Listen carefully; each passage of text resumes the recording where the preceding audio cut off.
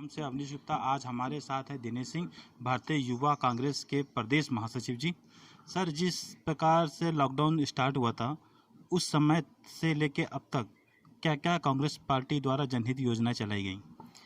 Congress party लगातार जो है आम जनता की, वो प्रवासी जो हमारे मजदूर थे उनकी सेवा में लगी रही है। हमारी चाहे अध्यक्षा माननीय सोनिया गांधी जी हों, या हमारे ऑल इंडिया कांग्रेस कमेटी के साथी रहे हों, या हमारे जो है युवा कांग्रेस की राष्ट्रीय अध्यक्ष श्रीनिवास जी रहे हों, ये और इनकी पूरी टीम, हम लोग सब लोग मिल कर के जो प्रवासी मजदूर पहले महाराष्ट्र, पंजाब, राजस्थान, गुजरात, उत्तराखंड, जहाँ कहीं भी जो लोग फंसे हुए थे, ज़्यादा संख्या उसमें गुजरात और महाराष्ट्र और पंजाब में थी लोगों की। तो जब लॉकडाउन हुआ उनको वहाँ पे राशन की व्यवस्था सबसे पहले तो कराई गई, जितना ज़्यादा से ज़्यादा संभव हो पाया। उसके बाद ट्रेनें चलाई गई। आपको पता, आपकी जानकारी में होगा, माननीय सोनिया गांधी जी ने जो है ऐलान किया था, तो कांग्रेस की तरफ से भी ट्रेनें जो है चलवाई गई। तो लोगों को लाने का भी काम जो है, उनके घरों तक पहुंचाने का काम भी कांग्रेस पार्टी ने बहुत ही बखूबी किया। रास्ते में भी लोगों को मदद की गई हमारे कांग्रेस के साथियों के द्वारा। और हमारे यहाँ उत्तर प्रदेश की अगर बात करें तो हम लोगों के अध्यक्ष माननीय अजय लल्लू जी के नेतृत्व में उत्तर प्रदेश के लगभग सभी ज़िलों में सांझी रसोई का आयोजन किया गया। लंच पैकेट बांटे गए, जो प्रवासी मजदूर सड़कों पे थे उनकी मदद की गई। तो ये पूरा काम जो है कांग्रेस पार्टी के द्वारा किया गया। सर, जिस प्रकार दिन प्रतिदिन कोरोना जैसी महामारी के जो पेशेंट बढ़ते जा रहे हैं, लखनऊ में करीब 13,500 पेशेंट, माफ़ करिएगा, उत्तर प्रदेश में करीब 13,500 पेशेंट हो गए हैं और भारत में अब तक करीबन 3.5 लाख पेशेंट हो गए हैं। तो क्या लॉकडाउन का असर रहा कि नहीं रहा? लॉकडाउन का असर आप क्या कहेंगे, लॉकडाउन पूरी तरीके से फैल रहा है। कोई इसका जो है समुचित व्यवस्था नहीं की गई थी। जब लॉकडाउन की व्यवस्था करनी थी, लॉकडाउन कोरोना महामारी से बचने के उपाय करने चाहिए थे, तब मोदी और ट्रम्प जी का जो है नमस्ते कार्यक्रम चल रहा था गुजरात में। मध्य प्रदेश की सरकार को गैर कानूनी तरीके से गिराने का काम कर रही थी ये बीजेपी की सरकार। जैसा कि आप लोगों को पता भी चला होगा कि माननीय शिवराज सिंह जी का एक ऑडियो जो है वायरल हुआ है, जिसमें उन्होंने स्वीकारा है कि शीर्ष नेतृत्व चाहता था कि कांग्रेस की सरकार मध्य प्रदेश में गिरे, और इस वजह से सरकार गिराई गई। गैर कानूनी तरीके से चुनी हुई सरकार, लोकतांत्रिक तरीके से जो चुनी हुई सरकार थी, उसको गिराने का काम इन लोगों ने किया। और इसी चक्कर में जो कोरोना महामारी थी वो और भयावह रूप ले ली। उसका कोई, लॉकडाउन का कोई ख़ास असर नहीं पड़ा है।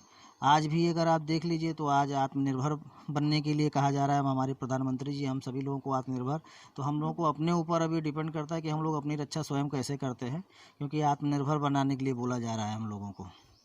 सर, जिस तरह अभी मध्य प्रदेश में उपचुनाव होने वाला है और बिहार में विधानसभा चुनाव होने वाला है, तो इसका असर कैसा रहेगा? मध्य प्रदेश में विधानसभा चुनाव में हमने जो है ऑल इंडिया कांग्रेस कमेटी की तरफ से, मैं वहाँ पे जो है 3 जिलों का मैं इंचार्ज भी रहा हूँ। और वहाँ पे सरकार कांग्रेस पार्टी की बनी थी, जनता के द्वारा चुनी हुई सरकार थी, और उसको अलोकतांत्रिक तरीके से गिराया गया है, धन बल का प्रयोग करके, नियम कानून की धज्जियाँ उड़ा करके। और जो भी 22 विधायक जो पार्टी छोड़ करके गए थे, वो अपने चुनावी क्षेत्र में जाएंगे। जनता जिनके जो हम लोगों का मैनिफेस्टो था, जिसके दम पे वो चुनाव जीत कर आए थे, किसानों की कर्ज माफ़ी के लिए हो, या बिजली की माफ़ी के लिए हो, या किसान, हमारे जो प्रमुख किसानों से संबंधित समस्याएं थी, वो प्रमुख मुद्दे थे, उसको जीत करके वो विधानसभा में आए थे। और उनके किसानों के साथ में, आम जनता के साथ में, उन्होंने कांग्रेस पार्टी के साथ में दगेबाजी नहीं की है, उन जनता के साथ में, उन किसानों के साथ में दगाबाजी की है। तो उसका परिणाम उनको भुगतना पड़ेगा और वहाँ पे कांग्रेस की सरकार फिर से दोबारा बनेगी।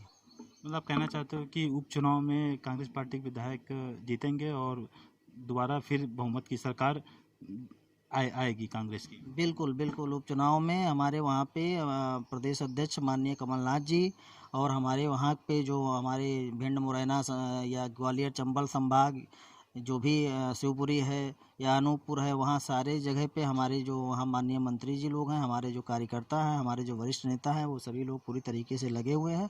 और सबसे बड़ी बात यह है कि आम जनता जो अपने आप को ठगी महसूस कर रही है, इन 22 विधायकों ने जो बर्ताव किया कांग्रेस पार्टी के साथ में, और आम जनता को जो ठगने का काम किया है, उसका हिसाब आम जनता स्वयं लेने के लिए आतुर है। तो ये हम पूरी तरीके से कह रहे हैं कि वहाँ पे कांग्रेस की सरकार दोबारा बनेगी। सर, एक खबर अभी आई थी सूत्रों के हवाले से, जहाँ पे सिंधिया जी का जो घराना कहा जाता है, वहाँ पे होर्डिंग पे सिंधिया जी की फ़ोटो अब हटने लगी है।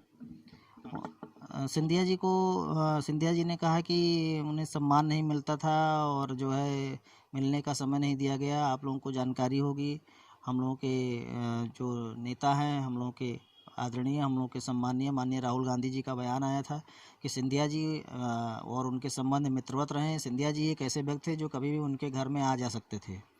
और बीजेपी में उनकी क्या स्थिति है वो आप लोग उसका आकलन स्वयं करें। मीडिया में चल रहे हैं, होर्डिंग बैनर से हटाए जा रहे हैं, उनका जो स्टार प्रचारकों की जो लिस्ट आ रही है उसमें उनको क्या स्थान दिया जा रहा है, उसका आकलन आप लोग स्वयं कर सकते हैं, कैसे क्या है क्या नहीं है। सर, देश बड़ी विषम परिस्थितियों से गुजर रहा है और बिहार में भी उपचुनाव है। क्या इस समय उपचुनाव होना उचित है कि अनुचित है? ये सरकार पूरी तरीके से संवेदनहीन है। आप लोग देख रहे हैं कि किस तरीके से कोरोना महामारी ने देश को अपनी जकड़ में कर रखा है। आप देख लीजिए दिल्ली की क्या दुर्दशा है, गुजरात हो या महाराष्ट्र में भी इतनी बड़ी संख्या में जो है कोरोना महामारी फैल चुकी है। और ऐसी सिचुएशन में जब सरकार को देश की जनता के दुख दर्द में शरीक होना चाहिए था, ऐसी सिचुएशन में बिहार में हम लोगों के जो गृह मंत्री हैं, बीजेपी के दिग्गज नेता अमित शाह जी करोड़ों रुपए खर्च करके बिहार में रैली का आयोजन करते हैं और उसको बताते हैं कि ये कोई चुनावी रैली नहीं है और उसी रैली में वो बाद में वोट मांगने का काम करते हैं। तो ये आम जनता सब देख रही है कि कौन क्या कर रहा है और हमारा और हमारी जो पार्टी का जो पहला कर्तव्य है, हम लोग पहले जो जनता हमारी, चाहे वो बिहार हो या पूरे देश में जहाँ कहीं जो भी लोग हैं, हमारा संगठन, हमारी पार्टी के लोग, हमारे कार्यकर्ता, हमारे जो पार्टी के प्रभारी हैं या जो प्रदेश अध्यक्ष हैं वहाँ पे, वो आम जनता के बीच में ज़्यादा से ज़्यादा जो उनको जो दिक्कतें हैं उनको दूर करने का काम, चाहे भोजन राशन हो या आर्थिक स्तर पर मदद मुहैया कराने की बात हम लोग कर रहे हैं। सर, जैसे अभी सूत्रों के हवाले से खबर आई, लल्लू सिंह की जमानत हो गई है, तो आपको भी मैं बधाई देना चाहूँगा।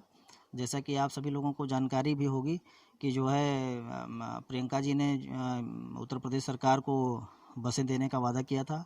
बसें उत्तर प्रदेश के गाजीपुर बॉर्डर पे, नोएडा और गाज़ियाबाद के बॉर्डर पे बड़ी संख्या में बसें खड़ी रहीं, लेकिन ये सरकार जो कि बड़े पैमाने पर उत्तर प्रदेश में भ्रष्टाचार जो उजागर हो रहे हैं उनकी जांच नहीं कर पा रही है, लेकिन उन बसों को जो है 24 घंटे के अंदर बैठ करके उनका पूरा डाटा तैयार किया गया और उसमें केवल आनाकानी की गई बसें ना लेने के कारण। और उसी प्रक्रिया के तहत हमारे उत्तर प्रदेश कांग्रेस कमेटी के जुझारू अध्यक्ष अजय कुमार लल्लू जी मजदूरों के हित में, प्रवासी लोगों के हित में सड़क पर उतरे थे कि उनको बसें मुहैया कराई जाए, उनको उनके घरों तक पहुंचाया जाए। और इस दमनकारी सरकार ने उनको गिरफ्तार किया था। लगभग 1 महीने जेल में रहने के बाद उनको आज, आपको भी मैं बधाई देना चाहूँगा कि आज जो है लखनऊ हाई कोर्ट से उनको जमानत मिली है। और कांग्रेस कार्यकर्ता उनके लिए लगातार संघर्षरत था। हम लोग लड़ाई लड़ रहे थे जिसमें हमारे कई कार्यकर्ताओं के ऊपर, जिला अध्यक्षों के ऊपर मुकदमे लादे गए फर्जी तरीके से, लेकिन आज हम सब लोगों के संघर्ष को सफलता मिली है और माननीय अध्यक्ष जी को जमानत मिली है। आप लोगों को भी बधाई देना चाहूँगा। सर, जिस समय कोरोना महामारी आई थी और लॉकडाउन हुआ था, उसमें कई बच्चों के पेपर छूट गए थे, हाई स्कूल वालों के, और काफ़ी जो एग्ज़ाम हुए थे। क्या इस समय होना अनुचित है वो? ये आप आकलन ये कर सकते हैं कि जैसे मैंने पहले ही बोल चुका हूँ कि माननीय मोदी जी हमारे जो प्रधानमंत्री हैं उन्होंने बोल दिया आत्मनिर्भर बनने के लिए। जब देश आज ऐसी विषम स्थितियों से गुजर रहा है और कोरोना के मामले आप स्वयं बता रहे हैं कि लगभग 3.25 लाख पहुंच चुके हैं, इतनी बड़ी संख्या हो गई, भारत लगभग चौथे नंबर में आ गया पूरे विश्व में। तो ऐसी स्थिति में जब आत्मनिर्भर बन के ही हम सब लोगों को अपनी रक्षा करनी है तो कहाँ तक ये उचित होगा कि स्कूल और कॉलेज खोले जाएं।